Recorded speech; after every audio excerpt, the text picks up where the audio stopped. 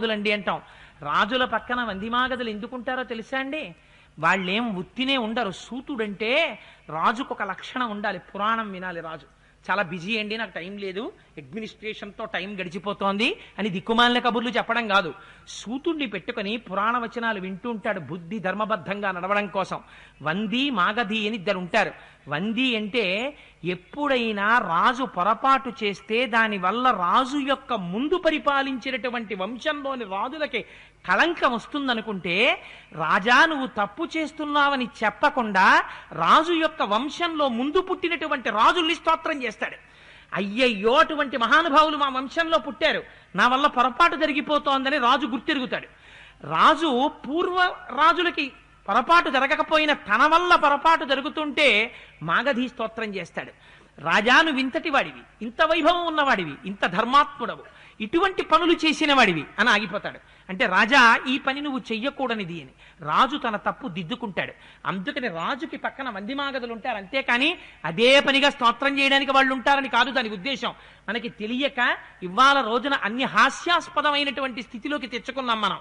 అందుకని ఈ మాట విన్నట్ట నలుగురు కుమారులు జన్మించారని వినగానే ఎంత పొంగిపోయాడో దశరథ మహారాజు గారు. ఆనందపడిపోయాట.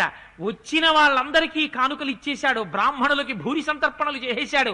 ఇంకసలు కోసల రాజ్యంలో ఒళ్ళు తెలియలేదు ప్రజలకి. మహారాజు యాగం చేశాడు. మహారాజుకి ఇన్నాళ్లు కొడుకులు లేరు, నలుగురు కుమారులు జన్మించారు, ముగ్గురు భార్యలకి జన్మించారు. కరువు తీరిపోయింది మా రాజుగారికి అని చెప్పి పతాకాలు ఎగరేశారట.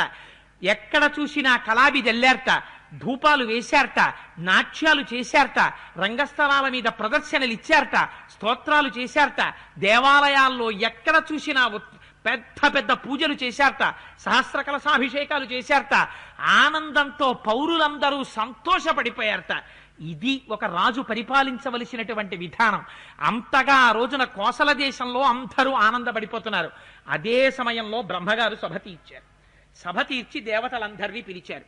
అబ్బాయి, మహానుభావుడు శ్రీ మహావిష్ణువు లోకములను రక్షించడం కోసమని పుట్టవలసినటువంటి అవసరం లేనివాడు 12 నెలలు కౌసల్యాగర్భవాసం చేసి రామచంద్రమూర్తిగా అవతరించారు. అదే శ్రీ మహావిష్ణువు సుమిత్రా గర్భంలోంచి లక్ష్మణుడిగా శత్రుఘ్నుడిగా అవతరించాడు. అదే శ్రీ మహావిష్ణువు భరతుడిగా కైకమ్మ గర్భంలోంచి అవతరించాడు. ఇప్పుడు ఈ రామ లక్ష్మణ భరత శత్రుఘ్నులు రావణ వధ అనేటటువంటి